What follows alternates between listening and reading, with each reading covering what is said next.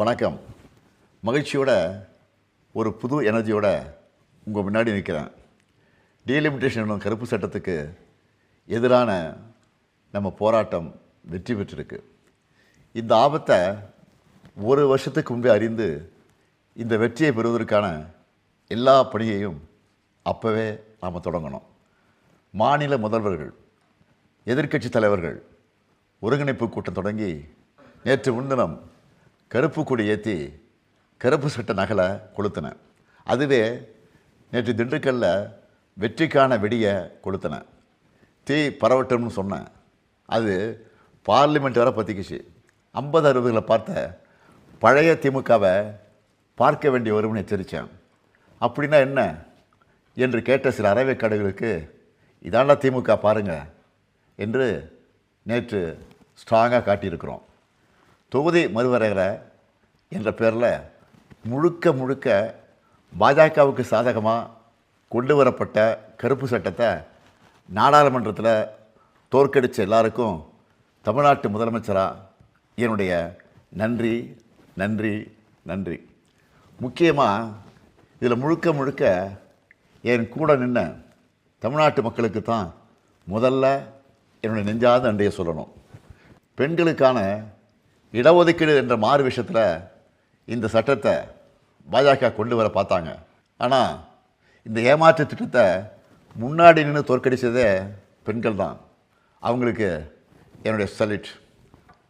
இந்திய கூட்டணி கட்சிகள் உள்ளிட்ட அனைத்து எதிர்க்கட்சிகளின் எம்பிக்களும் ஒன்றா சேர்ந்து நின்ன காரணத்தினால இது சாத்தியமாகியிருக்கு. வடக்கு தெற்கு என நமக்குள்ள பிளவை ஏற்படுத்தி சண்டை போட்டு வைக்கலான்னு நினச்சவங்களுக்கு சரியான சம்மட்டேடி கிடைச்சிருக்கு. 12 ஆண்டுகளில் முதல் முறையாக பிரதமர் மோடி அரசு கொண்டு வந்த அரசியலமைப்பு சட்டத்திருத்த மசோதா தோல்வியடைஞ்சிருக்கு. இது தொடக்கம்தான். பாஜக இனி நாடு முழுக்க பெறப்போகிற தோல்விக்கான தொடக்கம் இது. எதிர்க்கட்சிகளின் ஒற்றுமைகளுக்கான தொடக்கம் இது. நாம் ஒன்றுபட்டால் வெற்றி உறுதி என நான் தொடர்ந்து சொல்லி வந்தேன். அது உண்மை என காட்டியிருக்கும் தொடக்கம் இது. இந்த நேரத்தில் நேற்று நாடாளுமன்றத்திலையும் மக்கள் மன்றத்திலையும் பெண்கள் இடஒதுக்கீட்டுக்கும் இந்த மசோதாவுக்கும் எந்த சம்மந்தமும் இல்லை. இது ஒரு தேசவிரோத சட்டம், இதை அனுமதிக்க மாட்டோம், இதை எல்லோரும் சேர்ந்து தோற்கடிப்போம் என தெளிவான உணர்வுகளை வெளிப்படுத்தின மக்களவை எதிர்க்கட்சி தலைவர் அன்பு சகோதரர் ராகுல் காந்தி அவர்களுக்கும், காங்கிரஸ் நாடாளுமன்ற கட்சித் தலைவர் அம்மையார் சோனியா காந்தி அவர்களுக்கும், காங்கிரஸ் பேரியக்கத்தினுடைய தலைவர் திரு மல்லிகார்ஜுன் கார்கே ஆகியோருக்கும் என்னுடைய நன்றியை தெரிவிச்சுக்கிறேன்.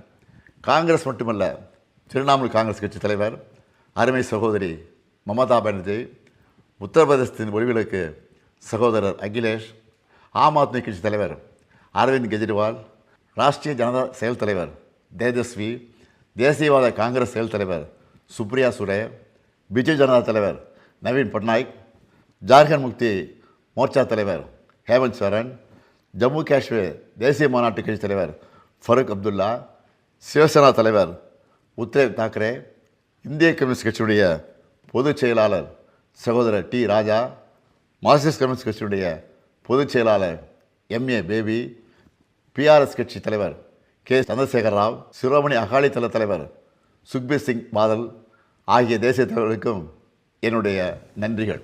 அதுவும் தொடக்கத்திலிருந்த இந்த முயற்சியில் என்னுடைய கரங்களை வலுப்படுத்தின நம்முடைய திராவிட உடன்பிறப்புகளான தோழர் பினராயி விஜயன், சகோதரர் ரேவந்த் ரெட்டி, மரியாதைக்குரிய சித்தராமையா, நண்பர் டி.கே. சிவகுமார் ஆகியோருக்கும், தமிழ்நாட்டில் இருக்க நம்முடைய கொள்கை தோழமைகளான மதச்சார்பற்ற முற்போக்கு கூட்டணி கட்சி தலைவர் அனைவருக்கும் என்னுடைய நன்றிகள்.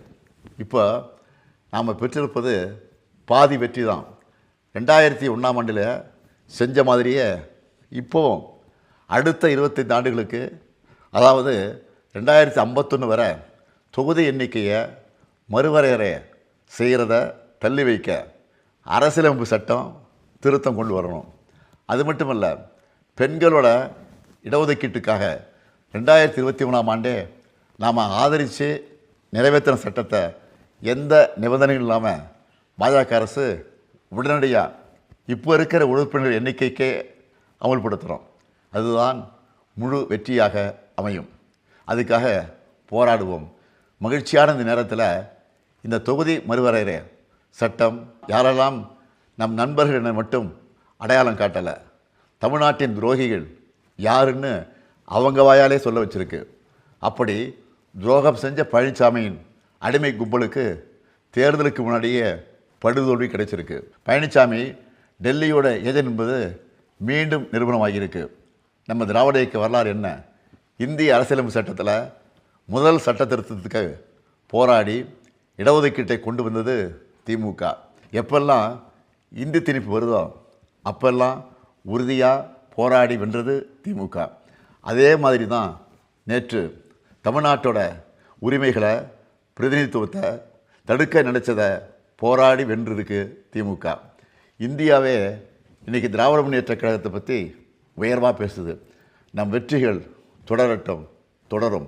தமிழ்நாட்டு மக்களை சொந்த நாட்டிலேயே அகதிகளாக்க பார்த்த பாஜகவுக்கும் அவர்களுடைய ஏவல் அடிமைகளான அதிமுகவுக்கும் 2026 சட்டமன்ற தேர்தலில் மறக்கவே முடியாத மாபெரும் தோல்வியை கொடுப்போம். வெல்வோம் ஒன்றாக. நன்றி, வணக்கம்.